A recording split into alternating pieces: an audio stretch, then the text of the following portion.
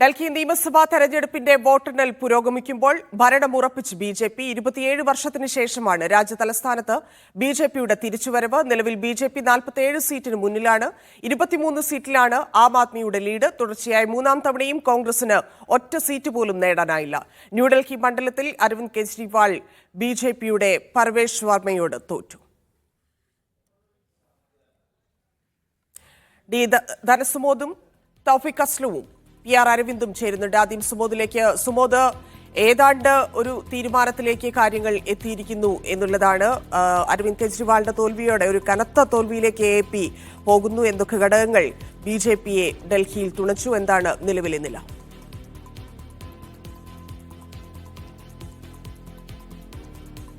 അരവിന്ദ് കെജ്രിവാൾ എന്ന വൻമരം വീണിരിക്കുകയാണ്. തുടർച്ചയായിട്ടുള്ള ഒരു വിജയത്തിന് ശേഷമായിരുന്നു അദ്ദേഹം മുഖ്യമന്ത്രിയായി ഡൽഹിയിൽ അദ്ദേഹം പ്രവർത്തിച്ചിരുന്നത്. മാത്രമല്ല, നേരത്തെ കോൺഗ്രസ് 15 വർഷം മുഖ്യമന്ത്രിയായിരുന്ന ഷീല ദീക്ഷിതിനെ തോൽപ്പിച്ചിട്ടാണ് ന്യൂഡൽഹി മണ്ഡലത്തിൽ നിന്ന് തന്നെ അരവിന്ദ് കെജ്രിവാൾ മത്സരിക്കുന്നത്.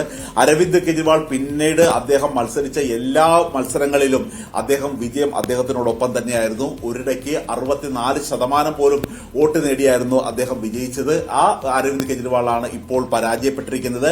കേവലം അരവിന്ദ് കെജ്രിവാൾ മാത്രമല്ല, അദ്ദേഹത്തിന്റെ വലം കൈയായി അറിയപ്പെടുന്ന മുൻ ഉപമുഖ്യമന്ത്രി മനീഷ് സിസോദിയയും പരാജയപ്പെട്ടിരിക്കുകയാണ്. അദ്ദേഹം നേരത്തെ മത്സരിച്ചിരുന്ന പട്പ്രഗഞ്ച് ആ സ്ഥലത്ത് നിന്നാൽ തോൽവിയായിരിക്കും ഫലം എന്ന് ഒരു ഇന്റേണൽ സർവേയിൽ മനസ്സിലായതിനെ തുടർന്നാണ് അദ്ദേഹം മണ്ഡലം മാറി ജംഗ്പുരയിലേക്ക് മത്സരിച്ചത്. ആ ജംഗ്പുരയിലും അദ്ദേഹത്തിന് വിജയിക്കാൻ കഴിഞ്ഞില്ല. അദ്ദേഹവും പരാജയപ്പെട്ടിരിക്കുകയാണ്. അവസാന നിമിഷത്തിൽ തല നാരിഴക്ക് വ്യത്യാസത്തിലാണ് മുഖ്യമന്ത്രി അതിഷി വിജയിച്ചിരിക്കുന്നത്.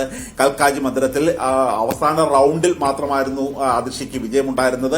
അതുവരെ രമേശ് ബിന്ദുടിയായിരുന്നു ലീഡ് നിലനിർത്തിയിരുന്നത്. ഏറ്റവും ഒടുവിൽ അതിഷി ഒരു ഫോട്ടോ ഫിനിഷ് എന്ന രീതിയിൽ തന്നെയാണ് അതിഷി ഇപ്പോൾ വിജയിച്ചിരിക്കുന്നത്. മാത്രമല്ല, നിരവധി മന്ത്രിമാർ, സത്യേന്ദ്ര ജെയിൻ ഉൾപ്പെടെയുള്ള മന്ത്രിമാർ പരാജയപ്പെട്ടിരിക്കുകയാണ്. അതായത് അരവിന്ദ് കെജ്രിവാൾ ജാമ്യം ലഭിച്ച ഉടനെ തന്നെ അദ്ദേഹം വ്യക്തമാക്കിയ ഒരു കാര്യമുണ്ടായിരുന്നു. ഈ മദ്യനയ അഴിമതിയിൽ താൻ കുറ്റക്കാരനാണെന്ന് ജനങ്ങൾക്ക് തോന്നുകയാണെങ്കിൽ തന്നെ തോൽപ്പിച്ചോളൂ എന്നുള്ള ഒരു വെല്ലുവിളി തന്നെയായിരുന്നു അദ്ദേഹം ബി.ജെ.പിയോട് നടത്തിയിരുന്നത്. കാര്യം, ജനങ്ങൾ അത്രയേറെ അരവിന്ദ് കെജ്രിവാളിനെ വിശ്വസിക്കുന്നു. അരവിന്ദ് കെജ്രിവാളിന് ആ ഒരു വിശ്വാസം അത് അമിതമായ ആത്മവിശ്വാസമായിരുന്നു എന്നുള്ള കാര്യം തെളിയുകയായിരുന്നു. മാത്രമല്ല, ഒരു ഫെബ്രുവരി 1 വരെ ഉണ്ടായിരുന്ന ഒരു രാഷ്ട്രീയ സാഹചര്യമല്ല പിന്നീട് ഡൽഹിയിൽ ഉണ്ടായിരുന്നത്. കാര്യം, ഫെബ്രുവരി 1 നടത്തിയ ബജറ്റിൽ 12 ലക്ഷം വരെ വരുമാനം ഉള്ളവർക്ക് നികുതി ഒഴിവാക്കിയിരുന്നു, കേന്ദ്ര ബജറ്റിൽ ഒഴിവാക്കിയിരുന്നു. ഇത് കൂടാതെ ശമ്പള പരിഷ്കരണം അതിന്റെ കമ്മീഷൻ വെച്ചിരുന്നു.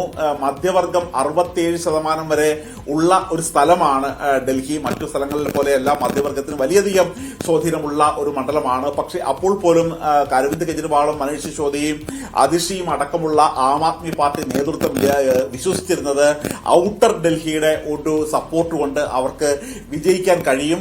കേവലം കഴിഞ്ഞ തവണ വിജയിച്ചതുപോലെ തന്നെ ഒരു 62 63 സീറ്റ് എന്ന രീതിയിൽ വിജയിച്ചില്ലെങ്കിൽ പോലും ഒരു 45 സീറ്റ് അല്ലെങ്കിൽ ഒരു 40 സീറ്റിലെങ്കിലും ഒരു വിജയം പ്രതീക്ഷിച്ച് തന്നെയായിരുന്നു ഇത്തവണ അവരിറങ്ങിയിരുന്നത്. പക്ഷേ അവരുടെ എല്ലാവിധ കണക്കൂട്ടലുകളെയും ലംഘിച്ചുകൊണ്ടായിരുന്നു വോട്ടെടുപ്പ് നടത്തിയത്. സമഗ്രമായിട്ടുള്ള ഒരു എല്ലാ മണ്ഡലങ്ങളിലും എല്ലാ വിഭാഗങ്ങളിലും എല്ലാ ദിശയിലും ബി.ജെ.പി. വലിയ തരത്തിലുള്ള ഒരു വേരോട്ടം നടത്തിയിരിക്കുകയാണ്. അങ്ങനെ ഔട്ടർ ഡൽഹിയിലും ഇന്നർ ഡൽഹിയിലും ചാന്ദിനി ചൌക്കിലും നോർത്ത് ഈസ്റ്റ് ഡൽഹിയിലും ഉൾപ്പെടെയുള്ള സ്ഥലങ്ങളിൽ ഒരു ആധികാരികമായ വിജയം തന്നെയാണ് നേടിയിരിക്കുന്നത്. ഇത് മറ്റൊരു കാര്യം കൂടി എടുത്തു പറയാനുള്ളത്, വാസിപ്പൂർ ഉൾപ്പെടെയുള്ള സ്ഥലങ്ങളിൽ, അതായത് ഡൽഹി കലാപം നടന്ന സ്ഥലങ്ങളിലും ഏറ്റവും കൂടുതൽ വംശഹത്യയുടെ ഒരു രീതിയിൽ പോലും സംസാരിച്ചിരുന്ന, ഒരു വർഗീയ വിദ്വേഷം ഓർമ്മിക്കുന്ന ഒരു പ്രസംഗം നടത്തിയവർ പോലും ഇവിടെ വിജയിച്ചു ഇരിക്കുന്നു എന്നുള്ളതാണ്. അങ്ങനെ ഒരു ബി.ജെ.പിയെ സംബന്ധിച്ച് 27 വർഷത്തിന് ശേഷം ഉള്ള ഒരു വിജയമാണ്. കാരണം, ബി.ജെ.പിയുടെ ആദ്യ മുഖ്യമന്ത്രി ബി.ജെ.പിയുടെ തന്നെയായിരുന്നു. ആദ്യം മദൻലാൽ ഖുറാന വരുന്നു, പിന്നീട് സാഹിബ് സിംഗ് വർമ്മ വരുന്നു. ഏറ്റവും ഒടുവിൽ വിജയിക്കാൻ വേണ്ടി അവർ തുറുപ്പ് ചീട്ടായി ഇറക്കിയ സുഷമ സ്വരാജ് ഉൾപ്പെടെയുള്ളവർക്ക് ശേഷം പിന്നീട് 26 വർഷത്തിന് ശേഷം 27 വർഷത്തോളം വിജയം മാറി നിൽക്കുകയായിരുന്നു ബി.ജെ.പിയിൽ നിന്ന്. 15 വർഷം ഭരിച്ചത് ഷീലാ ദീക്ഷിതായിരുന്നു, കോൺഗ്രസ് സർക്കാരായിരുന്നു. അതിനുശേഷം 2013 49 ദിവസമാണ് ആദ്യം അരവിന്ദ് കെജ്രിവാൾ ഉണ്ടായിരുന്നത്. പിന്നീട് അദ്ദേഹം രാജിവെക്കുകയും 2015 ഉജ്ജ്വലമായ വിജയമാണ് ആം ആദ്മി പാർട്ടി നേടിയത്.